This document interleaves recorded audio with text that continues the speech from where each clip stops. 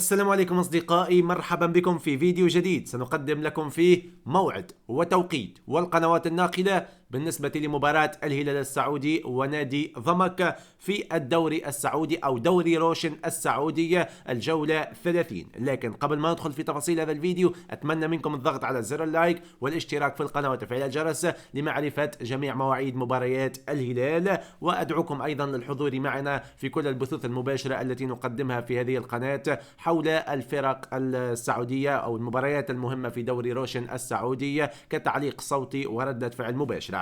بالنسبة لتاريخ هذه المباراة، مباراة ستلعب يوم الثلاثاء 28 من شهر أبريل 4 2026، وتنطلق هذه المباراة في تمام الساعة 9 مساء بتوقيت مكة المكرمة، والساعة 7 مساء بتوقيت تونس والجزائر والمغرب. هذا بالنسبة لموعد وتوقيت المباراة. ملعب المباراة هو ملعب المملكة أرينا، الملعب الخاص بنادي الهلال طبعا. ومباراة الذهاب انتهت لصالح الزعيم الهلالي بثنائية مقابل صفر. لا تنسوا انكم تشاركونا توقعاتكم لهذه المباراة، مباراة الإياب بين الهلال وضمك.